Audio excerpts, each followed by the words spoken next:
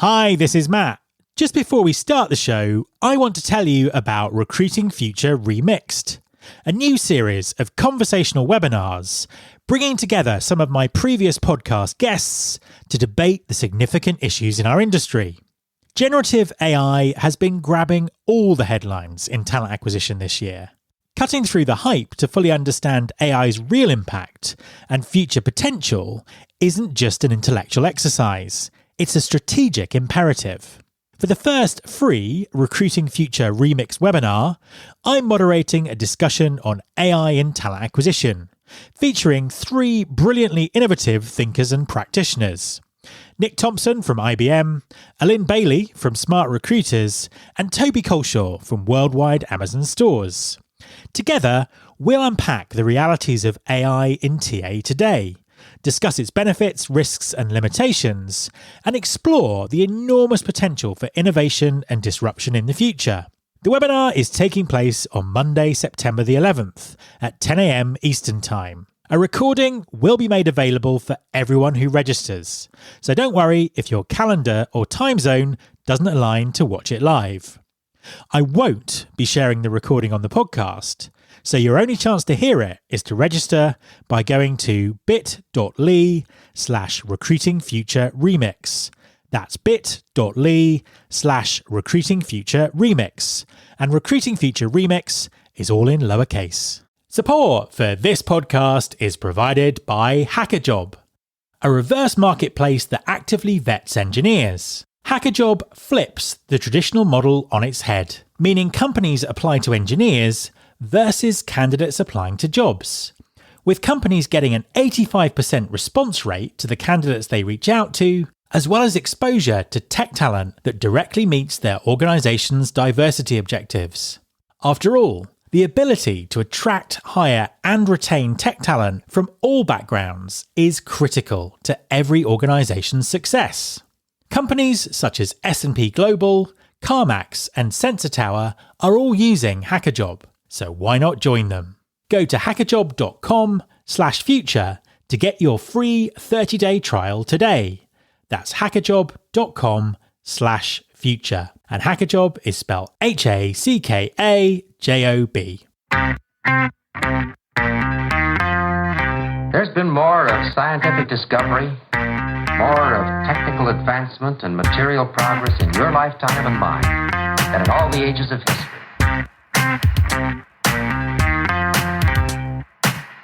Hi there, this is Matt Alder. Welcome to episode 547 of the Recruiting Future podcast.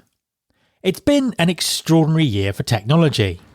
We can all broadly agree that the effect of generative AI will be transformational for talent acquisition. But how can we separate the hype from the reality to know where to focus in the short term and how to plan for a much changed future?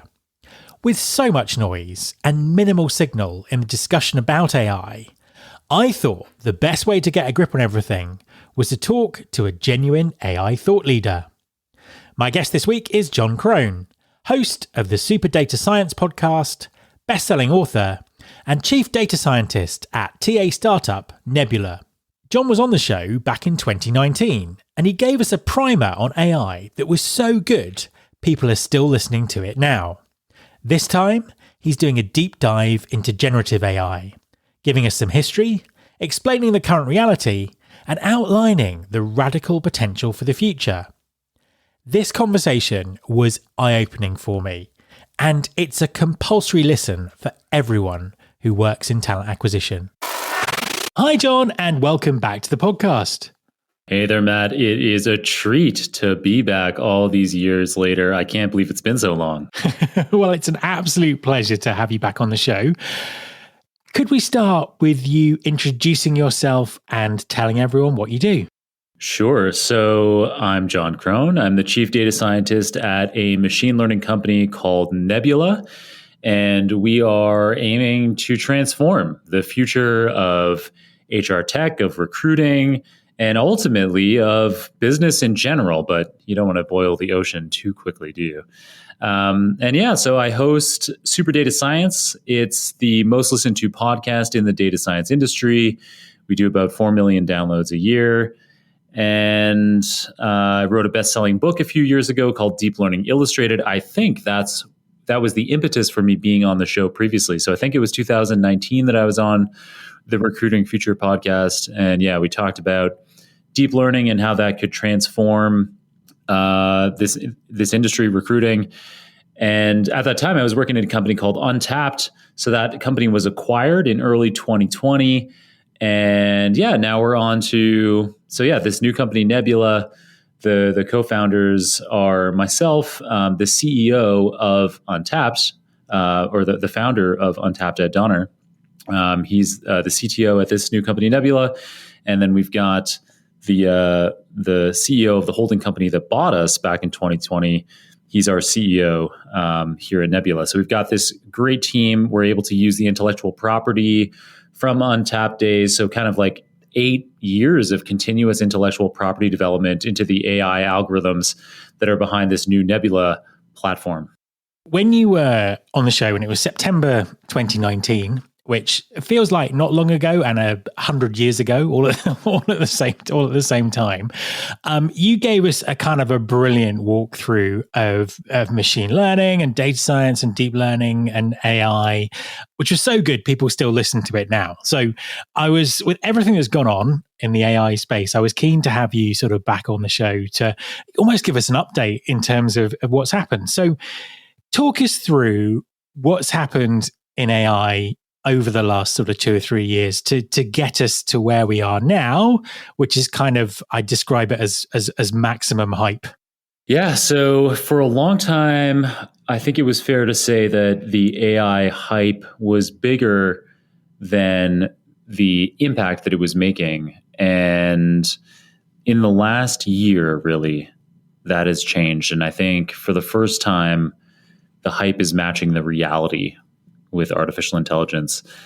The key thing here, it builds upon deep learning. So in 2019, we were talking about deep learning. So deep learning is this approach to machine learning. And I guess it's probably helpful to be clear on all these terms. So artificial intelligence is a very broad term. It's really a buzzword. The goalposts on what people refer to as AI can change over time. But in kind of generally speaking, AI is this idea of machines being able to replicate kind of human-like intellectual capacities. So starting in the 1990s, the leading approach to artificial intelligence was this system called expert systems. And so expert systems were like IBM's Deep Blue, which defeated Garry Kasparov, at the time the world's best chess player at chess. And so that kind of expert system, all of its intelligence, quote unquote intelligence, was hard coded by programmers. So computer programmers at IBM worked with chess experts to figure out, okay, in this kind of scenario, what's the best kind of thing that the machine could be doing? And so, so you write into your code explicitly how the machine should behave in particular circumstances. Machine learning is an alternative approach to AI where we do not explicitly hard code the behavior. Instead, we rely on training data.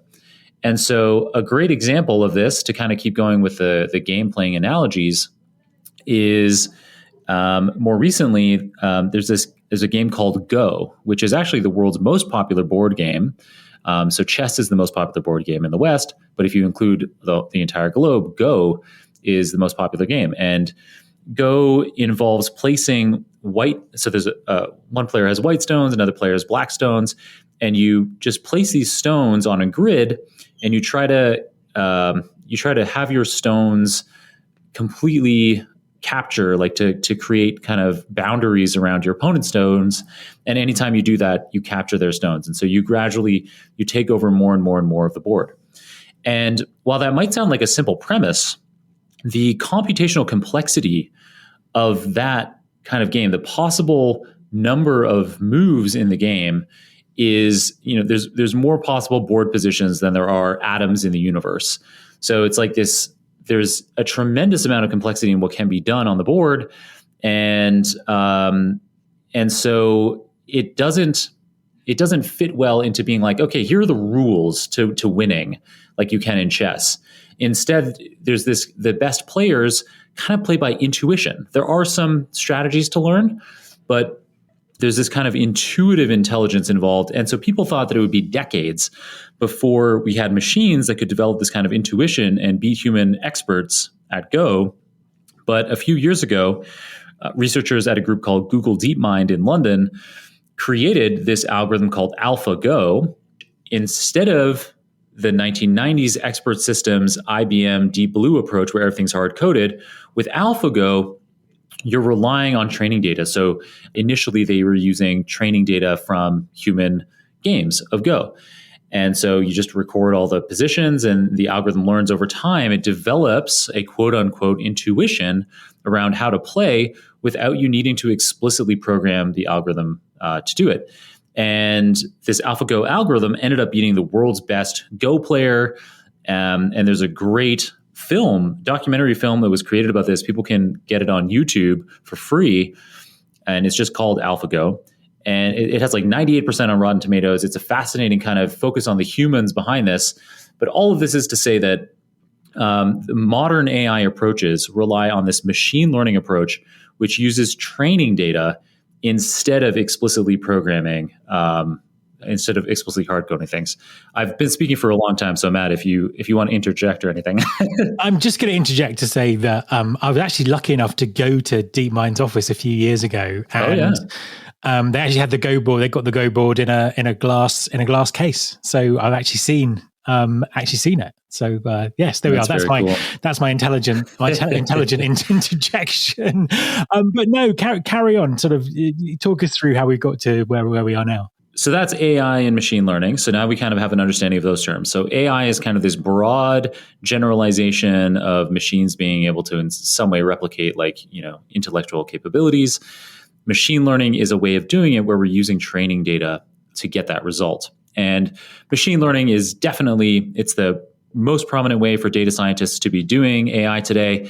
It turns out that if you have high quality training data and you pick the right kind of machine learning model as the starting point, it's way more effective than any other kind of AI approach today at being able to recapitulate the best things that humans do and even overtake us on a lot of tasks as we're seeing more and more and more. Now, the particular machine learning approach that has been driving the field over the last decade is deep learning. So we talked about this a lot. Listeners can go back to the episode that I'm on of Recruiting Future in 2019 to hear a lot about deep learning. But at a high level, deep learning, it was devised originally in the 1950s as this way of simulating the way that biological brain cells work. And it's a very, very loose approximation of just kind of some of the kind of functionality of the brain. I think we probably talked about this in 2019. And if listeners want, chapter 1 of my book, Deep Learning Illustrated, kind of explains these relationships in more detail. But for the purposes of this podcast today, let's just say that deep learning is this way of loosely mimicking the way that biological brain cells work. And so we're still training.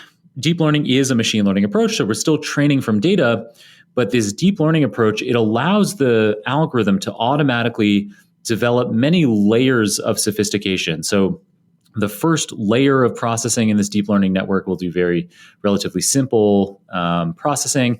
Then a second layer can take that first layer of information and do kind of abstractions and derivatives of that information.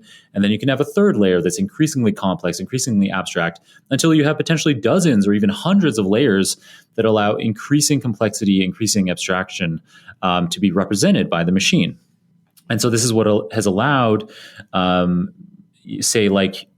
voice detection on your phone to become, in the last few years, very high quality, or the face detection on your phone to become very reliable. And so those kinds of things are facilitated by deep learning. So these nuanced capabilities in machine learning have been brought about by deep learning. Now, what's happened in the last couple of years is the development of this specific deep learning architecture. So, the way I kind of just described all these layers, well, that's up to the programmer, the data scientist, or the machine learning engineer to configure what the deep learning network architecture is like. How does information flow through it generally? And so a few years ago, researchers came up with this deep learning architecture called a transformer. And it's this transformer that it turns out to be extremely good at attending to the most relevant parts of the information that it's trained on. So as an example, prior to transformers, the kind of leading deep learning architectures, when you fed them a sentence of information or a paragraph of information, they couldn't retain very much context from that. They could only kind of keep track of a few keywords or a few key phrases. But this transformer architecture, it's able to attend over long stretches. So it can pull out the relevant parts of an entire document. And, so if you feed in, and probably lots of your listeners have had this experience with an interface like ChatGPT, when you provide you could provide a very large document. You could say, here's the entire transcript to a Recruiting Future podcast episode. I have a few questions about this transcript. And then the ChatGPT might ask, okay, I've got the document. What are your questions? And then you could ask questions about the document, and it can summarize parts. It can quickly jump. So that ability to attend to the most important parts of the document and say, answer your questions, that is facilitated by this transformer architecture. And so ChatGPT runs on top of, today, you have the choice between GPT 3.5 in the backend or GPT 4 in the backend. But whichever one of those you're using, the GPT stands for Generative Pre-trained Transformer. Ah, okay. Interesting. That's what that means. Yeah. Yeah. And so generative means that it generates text. So as you've had the experience when you're using ChatGPT, it prints out what are called subword tokens one by one. It generates these subword tokens, which often are, for common words, that'll be the whole word. So you can do a like a screen recording of ChatGPT as it's printing out, and then you can play it back for yourself frame by frame, and you'll see these subwords pop out. So a very long word like consecrate might be broken up into one subword consec and then another subword rate. And so these subword tokens are the kind of the smallest atom of what these generative large language models print out. And so the generative part of GPT just means that it's generating these subword tokens one by one, and it prints them out as quickly as they can. And they're doing all kinds of, the people at OpenAI who built this GPT algorithm, the engineers there are constantly coming up with ways that they can print out those subwords faster and faster and faster to get the results to you faster. So that's the generative part. The pre-trained part means that the algorithm is pre-trained on basically all of the high quality information that can be found on the internet, which allows it to perform well on essentially any task that you can imagine.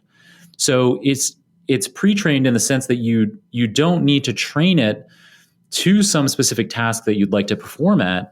Whatever thing comes to mind for you, this generative pre-trained transformer is going to be able to take a crack at it. And then, the transformer is this thing that I've been talking about. It's the specific deep learning architecture. And so this has been the big, these transformer architectures, like the GPT architectures, they've taken that concept, the transformer thing that I've been describing a few minutes ago, and they've just scaled it up. So they do it dozens of times. They have dozens of these transformers in a given architecture, like GPT 3.5 or GPT 4. There's dozens of these transformers, and this allows the architecture as a whole to be able to attend to lots of different parts of whatever natural language you've been provided to it as an input, so that it can have a uncannily human-like intellectual response. And for me, it's been a mind-boggling journey. particularly, the jump from GPT 3.5 to GPT-4 for me was a huge, it's almost like it was a life-changing event. Because, say, a year ago, I gave a TEDx talk in Philadelphia. And in that TEDx talk, the whole point of it was that I was framing how quickly technology is changing in our lifetimes. And because of how rapidly that change is happening, particularly thanks to augmenting human intelligence with artificial intelligence, we're at this point in history where technological progress is happening so rapidly. It's very difficult to predict what the world is going to be like a decade from now or even a year from now. And if somebody had asked me in spring of 2022, when I gave that talk in Philadelphia, if you had asked me whether in our lifetimes we would have a machine that can do the things that GPT-4 does, I might have said that's a stretch. It's blown my mind. When it came out in March, it's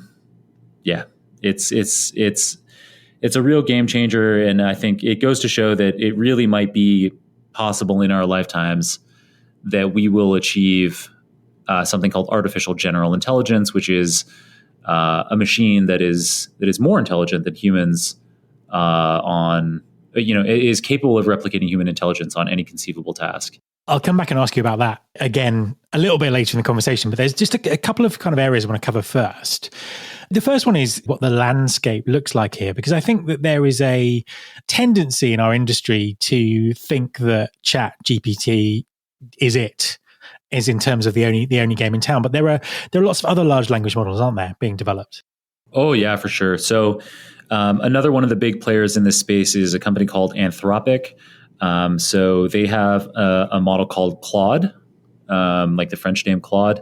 And you can use Claude for free today, just like you can use GPT 3.5 and the ChatGPT interface for free today. An interesting thing about Claude is that the latest version has what we call a context window of, I believe, at time of recording, the context window is 100,000 of these subword tokens. So, I was describing those subword tokens earlier. So for short words, it often the token ends up being the whole word. So words like the and at and from, those will all just be one of these tokens. A longer word, like I said, consecrate, that might end up being broken up into two subword tokens.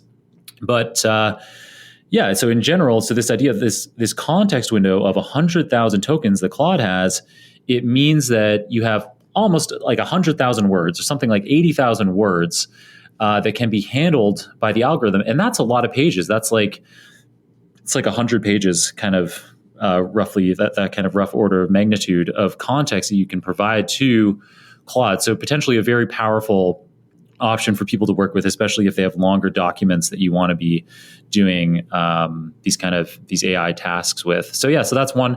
And then another really big lab out there for this is Cohere, which is based in Toronto. And they're kind of focusing more on commercial applications of these, but there are also those kind of three labs, OpenAI, Anthropic, and Cohere are often touted as the leaders. But of course, companies like Google cannot be forgotten about. They got some flack, and their share price took a bit of a beating earlier in 2023 because it was perceived that OpenAI with GPT-4 had taken this big leap beyond them, and that Microsoft, by taking that 49% investment in OpenAI, was going to be launching ahead of Google with search technology and that kind of thing. But I don't know anybody that's using Bing today. Everyone's still using Google searches, and it turns out that Google behind the scenes, they did have comparable kinds of models, maybe not quite GPT-4 level, but getting close to that level. They hadn't released them because they were worried about ethical issues, and probably they were worried about eating their own lunch a little, where, if you can ask a chatbot and get the answer right away, what's the point in searching over a bunch of different articles and being served ads on Google while you do that? So anyway, so those are kind of that's a tour, I'd say, of the main players. There's lots of people getting involved in this, but those are kind of the big commercial players. A quick message from our sponsor, Winolo. Hi everyone, I want to tell you about Wonolo. That's Wonolo.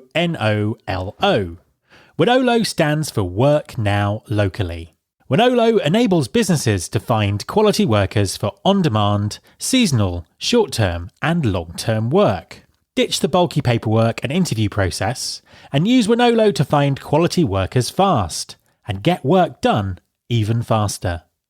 With flexible workers and no platform fees, you can save on operating costs, meet demand, and maximise earnings with ease.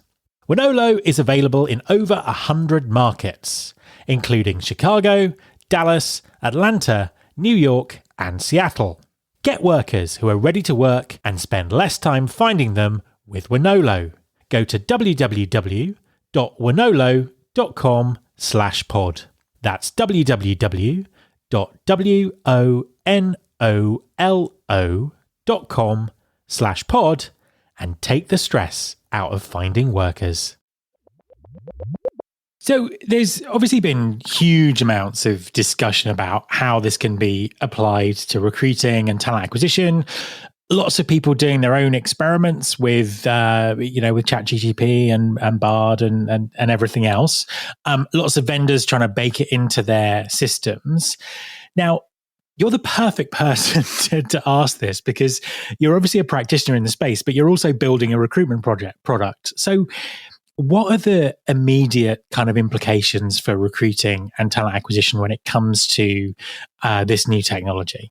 So there's two approaches to doing this. So our tool, Nebula, it has a lot of generative AI functionality already in production available today. People can create a free account and try it out.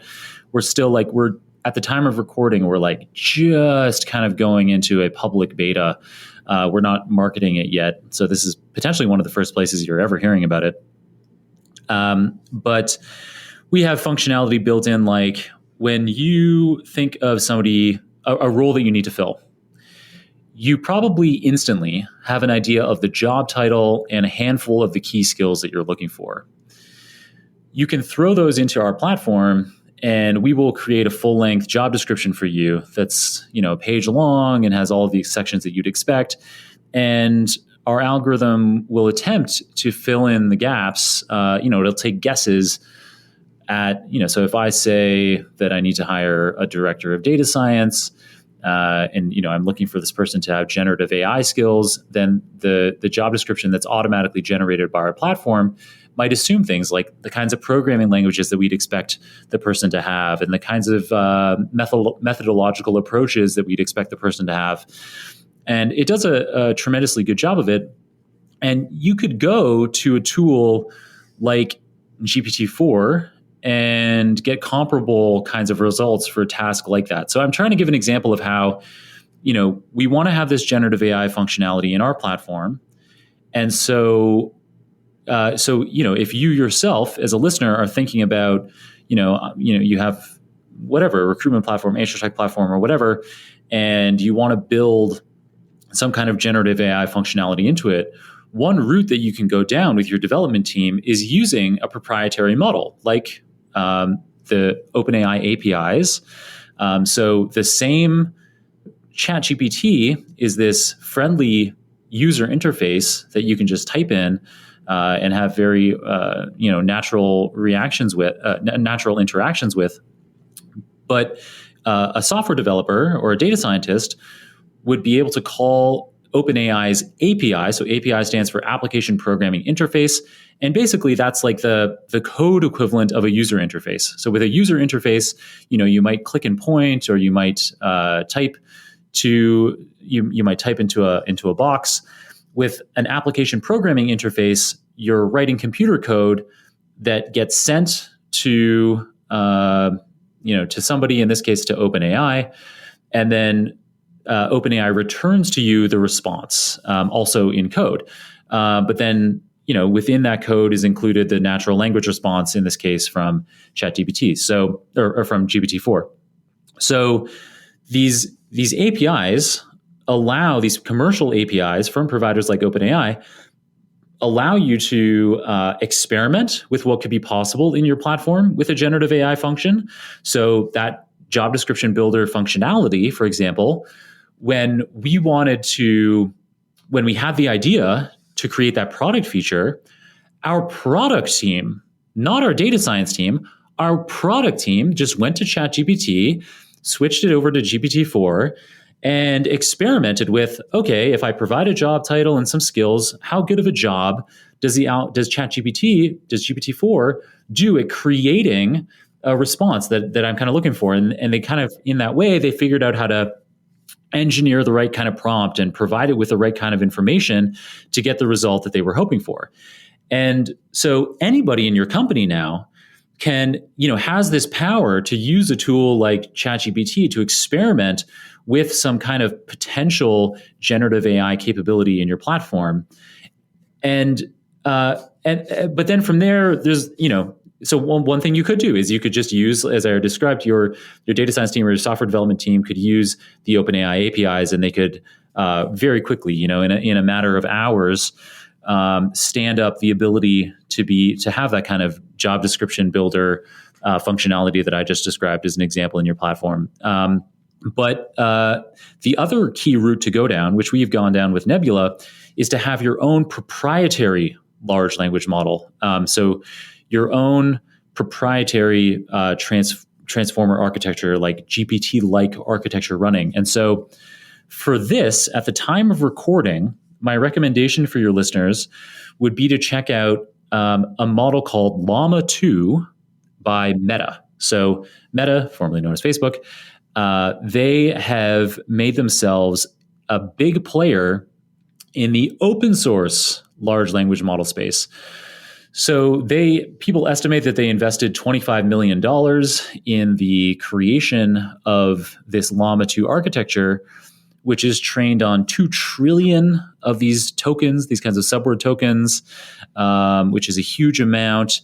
The Llama 2 family comes in different sizes. So you've got a 7 billion parameter model, a 13 billion parameter model, and a 70 billion parameter model. And to give you a sense of this kind of scale, GPT 3.5 was 180 billion parameters. So even the biggest Llama model is it's less than half the size of that at 70 billion. But nevertheless, the number of parameters is not the only thing that makes a large language model great at natural conversation.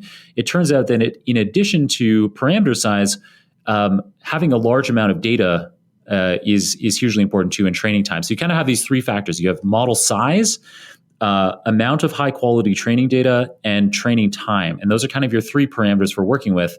And so so with something like this Llama 2, this open source large language model that you can get for free from Meta, they've gone a little bit smaller on the parameter size, but they have this huge training data set, and they've pre-trained it for a very long time. So you can take one of these off-the-shelf Llama 2 models, the 70 billion parameter model, that's going to give you the state-of-the-art performance for an open source large language model. It approaches GPT-4 capabilities on a wide range of tasks. Or you could use one of the smaller ones. You could use the 7 billion one or the 13 billion parameter one. And you might want to do that because they still have great results, but you can fit them on a single GPU, a single graphics processing unit. So this means that the cost of running them on your production infrastructure is going to be relatively small and relatively cost effective. Indeed, if you can use Llama 2, like the 7 billion parameter Llama 2 model for your generative AI task for your platform, then your costs are going to be a fraction of what it would be to be calling the GPT-4 API from OpenAI, or maybe even their GPT 3.5 API. So you potentially have these cost savings. You then have control on your own infrastructure of how fast you want it to run, like how much money you're willing to spend on having it run performantly. You have way more control, and you can do fine tuning. So while these open source large language models like Llama 2 come pre-trained and are very effective on a broad range of tasks, data scientists can fine-tune the model. So there are approaches so they're called parameter efficient fine training. approaches. And so the most famous of these is LoRa, LoRa, which stands for low rank adaptation. And what this allows you to do is it allows you to take a very small amount of training. So going back to that job description builder example that I was providing earlier, you can have just a few hundred or maybe a few thousand examples of your prompts, like a job title and a few skills being converted into a full job description. You just need a few hundred or a few thousand of those examples, and you can use this parameter efficient fine tuning on an open source large language model like Llama 2, and you can make it an expert at doing that particular kind of task. And so you could have it, your data science team would, it's a matter of carefully crafting your training data, but with a relatively small amount of training data and very cheap, we're talking like hours of training time. We're talking about tens of dollars, maybe hundreds of dollars of training time. You can take one of these off the shelf open source large language models and fine tune them to be expert at one or more generative AI tasks that you'd like to have in your platform. I mean, I think that's fascinating to learn, because what that says to me is the speed of innovation, in our sector or in all sectors is just going to go a million miles an hour, isn't it? If it's that easy to harness and train this technology, then, we've got some pretty interesting times ahead for recruiting technology, I guess. 100%. So, I'm only willing to kind of disclose on air the kinds of functionality like that job description builder that we already have built into the product. But we have a tremendous amount of functionality, generative AI functionality that is coming in the coming months in production in our Nebula platform. And all of it will be transformative for a recruiter or for a hiring manager to be able to do their job in a fraction of the time that previously. So, that job description builder example alone, if I've written job descriptions myself, and the good ones that I've made take me a day or more, working full time, to spend 8 hours to create a 2 or 3 page job description and to make sure that it includes everything that I want to. It's a really, it's a huge piece of work. And it's often an iterative one where I, say to other people on my team, like, am I missing anything here? And they often have ideas of things that need to go in. And so creating a really great job description is this hugely labor intensive process. And now through this kind of JD Builder tool that you can get in Nebula, it's seconds instead of a day or so from, at least to have that first draft, which, yes, to make it excellent, you should probably, you're probably going to want to prune some things or add some other things in. But it's, we're talking like a 90% kind of area of reduction in the time to create a job description. And our Nebula platform, we're chipping away at more and more of these kinds of examples of tasks, creating your short list of people to reach out to. That's something that actually for years we've had the kind of technology to do that uses natural language as opposed to keywords. And we know that we find about 10 times more of the most relevant people for a given job because we're understanding the natural language that you're looking for, as opposed to doing a keyword search, which all of the incumbent platforms use. And so those keyword searches, because they're so rigid, you end up missing on a huge amount of relevant people. We had a giant microchip company was a client of ours in our previous company, Untapped, and they did an internal study, and that's where I'm getting this 10x multiple. They were finding 10 times more of the best candidates using our natural language understanding algorithm as opposed to a keyword-based search. So there's generative AI examples as well as other non-generative AI examples like this matching example that I just gave. That means that the recruiting job, the HR professional's job is going to become much more efficient than ever before. And if you do not embrace these tools, you will be left behind by your competitors. Yeah, absolutely. Absolutely. It's kind of interesting as well because, there was obviously a huge amount of hype earlier in the year about rapid progress and all this sort of stuff. And then, that's dissipated slightly as people kind of get to grips with the tools, but it's very much the reality is very much still there. And I suppose that leads me on to my impossible final question, which is impossible based on what you were saying earlier. Where is all this taking us? I mean, obviously, the fact that we kind of sat and tried to predict the future in September 2019 and missed the fact there was going to be a global pandemic kind of indicates that predicting the future is not an exact science. But where might this go? You mentioned the sort of potential that AI could get to in our lifetime. Where could it take us in the next few years? Yeah, so it's going to be a ride. It's going to be a ride for sure. Things are moving so rapidly. To give you a sense, people at OpenAI that were working on, say, GPT-3 or GPT-4, when those models came out, they did not themselves anticipate the tremendous breadth of capabilities and the accuracy within those capabilities that GPT-3 and the GPT-4 would have.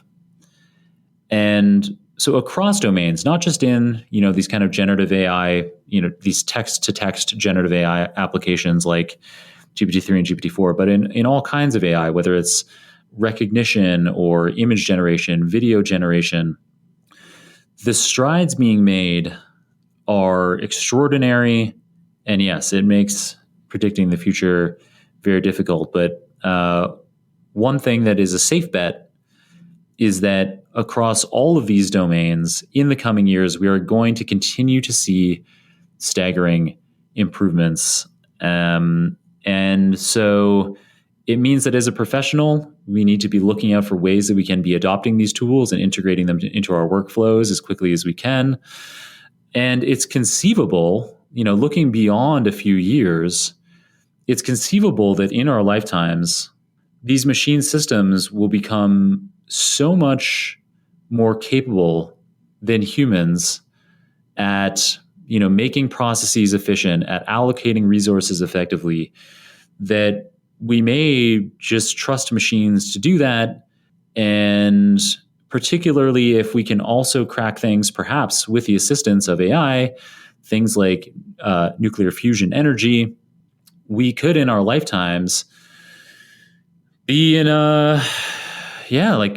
for lack of a better word, like a utopia where, across people's, ability to access education, ability to ensure that across the world we have access to high quality nutrition, ensuring that, there's no violent crime or war.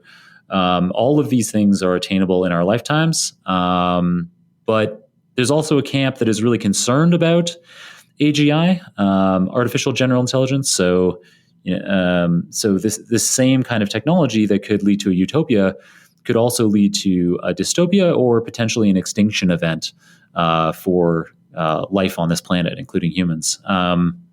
Yes. Yes, absolutely. Well, my mind is officially blown. Thank you so much for coming on and sharing your kind of incredible knowledge and insights there. Thank you very much for joining me. Yeah, my pleasure, Matt. Good luck. If the machine overlords haven't taken over by then maybe in a few years we can catch up again on how the recruiting future is coming along. Absolutely. My thanks to Jon. You can subscribe to this podcast in Apple Podcasts, on Spotify, or via your podcasting app of choice. Please also follow the show on Instagram. You can find us by searching for Recruiting Future. You can search all the past episodes at recruitingfuture.com. On that site, you can also subscribe to our monthly newsletter, Recruiting Future Feast, and get the inside track about everything that's coming up on the show. Thanks very much for listening. I'll be back next time, and I hope you'll join me.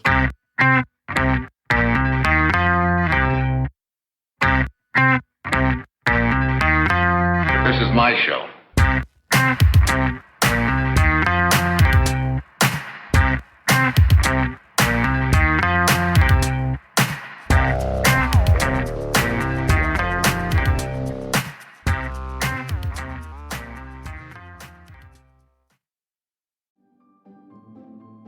Greetings from Evergreen Podcasts. We're rolling out a listener survey and we want to hear from you. The information in the survey will help us gather statistics and in turn make our shows more appealing to advertisers. I know most people don't like ads, but this is one of the only ways our shows make money and help keep their lights on. We promise it will only take a few minutes, but the impact on our podcasts will be tremendous.